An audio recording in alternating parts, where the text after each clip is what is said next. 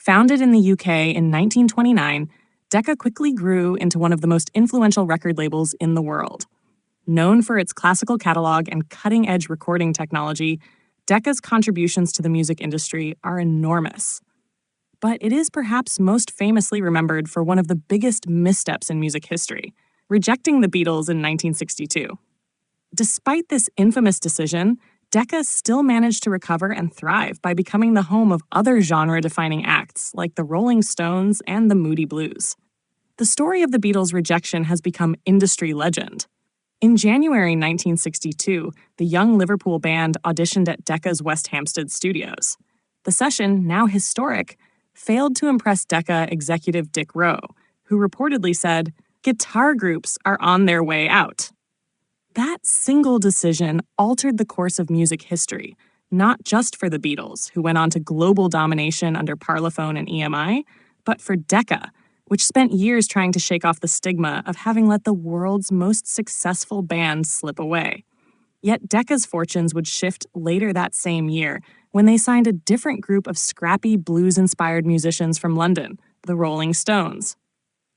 Managed by Andrew Loog Oldham and produced by blues purist and industry insider Eric Easton, the Stones brought a raw edge and rebellious image that countered the Beatles' cleaner aesthetic.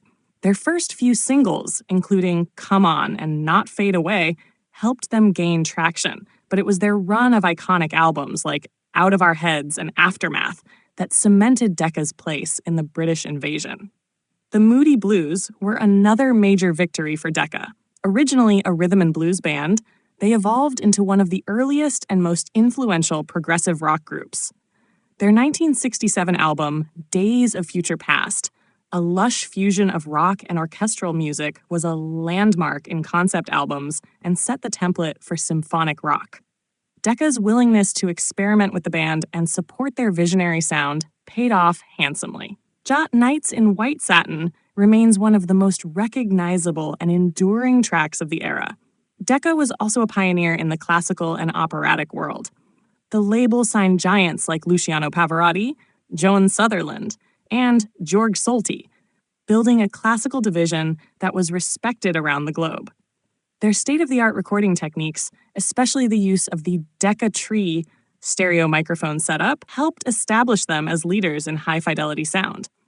Though Decca's prominence waned in the US after its American branch was acquired and rebranded by MCA, the UK arm continued to influence the global music scene. It eventually became part of Universal Music Group, where it lives on today as a respected imprint specializing in classical, jazz, and crossover artists. Despite its early mistake with the Beatles, Decca Records proved that one bad call doesn't define a legacy.